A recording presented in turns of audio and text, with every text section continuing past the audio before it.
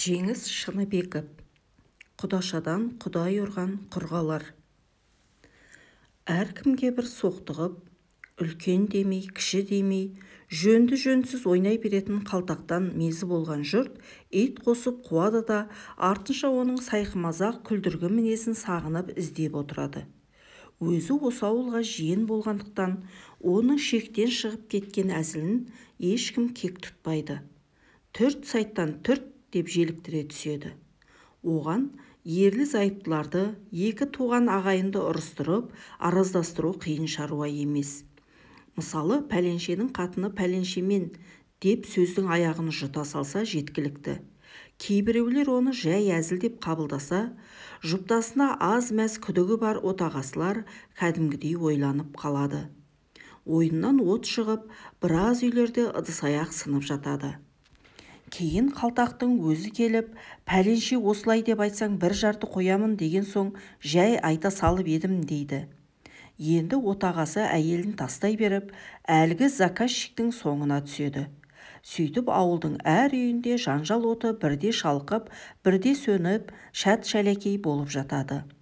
Сол қылжақбас қалтақ ескі шайтан арбасын шиқылдатып келіп, нағашы ауылдың шеткі көшесіне кірді. Мұның қарсы алдынан көшектің жақында ғана үйленген ұлы келіншегімен жолыға кетті. «Әй жігіт, осы ауылдың баласысың ба?» деді қалтақ танып тұрса да қылжақбастығына басып. «Иә» деді жігіт те оны танып. «Мен көшектің баласымын ғой». «Көшек-мөшегіңді мен білмеймін» деді қалтақ. «Қайдағы бір алқаштарыңды менің алдыма тарта бермей, жылқы зауыты қайда, соны көрсетіп жібер». «Бұл ауылда жылқы зауыты жоқ». Жігіт аңтарылып тұр. «Ойпырмай, жас басыңмен қалай өтірік айтасың? Жылқы зауыты неге жоқ дейсің?» Әлгі елдің бәрі білетін Сарайғырдың үйіріндегі Бозбие, Торбесті, Құнанкөк, Ақтай, Керқұлын дегендерді білмейсің бе? Аға, олар адам аттары ғой. Оттапсың, бала, бұл жылқыға қойылатын аттар.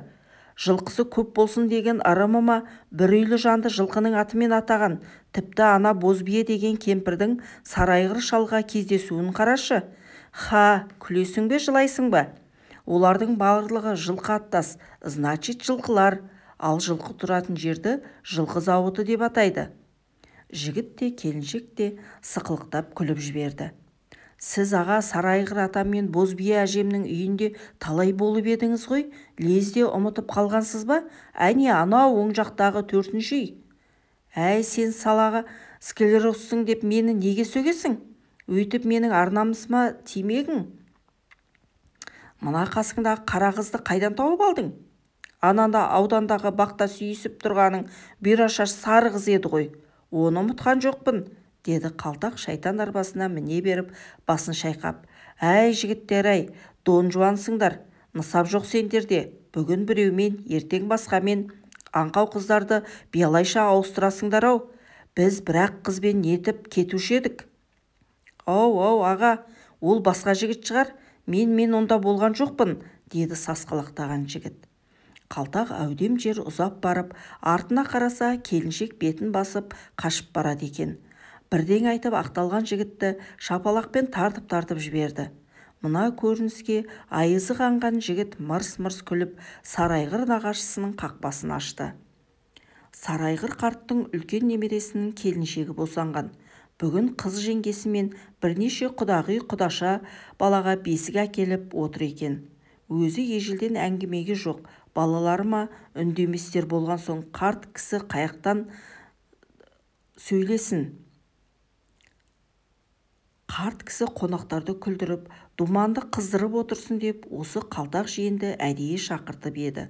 Қалтақ келе сала билікті өз қолына алып, тым-тырыс отырған қонақтардың көңіл күйін тік көтеріп әкетті.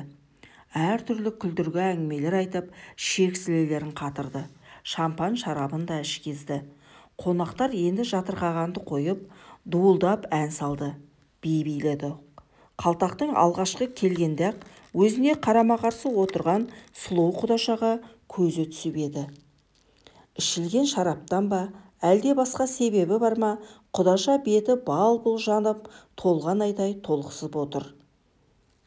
Япыр-ай, адамзатта да мұндай сұлу болады екен-ау, деді іштей Қалтақ. Жүрегінде кенет басталған алапат дауыл Қалтақты әп-сәтте есеңгіретіп жіберді. Енді оның сөздері божырап, аузынан икем кетті. Есіл-дерті Құдашаға ауып, өзімен көзін ішіп жей бастады. Ол да соны сезді ме, бұған наздана күлімдеп жақындай түсті. Қалтақ бір орайы келген сәтте: «Құдашай, жүрегіме мұзды мұхиттың суы мен мұзы сөндіре алмайтын от салдың ғой, өртеніп кетпейтіндей үмітім бар ма?» деді. «Құдашадан құдай ұрған құрғалар деген бар, байқап көріңіз», деді Құдаша сыңғырлай күліп. «Япыр-ай, бар болса күйеуіме, жігітіме мына күлкіге жанып, күл болып кетпей қалай шыдап жүр екен? Мен біттім, құрыдым. Тәуекел етіп көрмесем құрдымға кетер түрім бар, өкініші кетпес». Түн ортасы ауа той-толастап, ел ұйқыға жатты. Ұры тазыдай сумаңдап, сығалап жүріп, бұл Құдашаның жеке бөлмеде жатқанын көріп қалды. Барлығы ұйқыға кетті-ау деген шамада аяғын мысықша басып бөлмеге енді. Құдашаның аяқ жағына келіп: «Құдаша!» деді демі үзіле сыбырлап. «Әу!» деді Құдаша тап мұны күтіп жатқандай. «Жай жүрсіз бе, әлде ұйқысырап? Бағана бір үміт отын жаққандай болып едің». Құдаша тіл қатпады. Үміт ең соңынан қайтыс болады деп ойлады Қалтақ үндемегені. Қалтақ аттай тулаған жүрегінің әміріне бағынып, Құдашаның көрпесінің шетін көтере берді. Сол сәтте Құдашаның бір өкшесі танауынан сәл төменірек, екіншісі қан маңдайы сарт ете түсті. Қалтақ көзінің оты жарқ етіп, сынған күрек түстерін қолына түкіріп шыға жөнелді. Көрпесін бүлкілдете үнсіз күліп Құдаша қалды. Қалтақ шайтан арбасын шиқылдатып, бездіріп келеді. Күйініп күбірлейді: «Құдашадан құдай ұрған құрғалар дегеніне малданып барып едім, қосаяқтап тепті-ау бетімнен. Бүгін мені құдай қос қолдап ұрған екен. Қайта аяғында безөкше төпілігі болмағанына шүкір де, Қалтақ, шүкір де».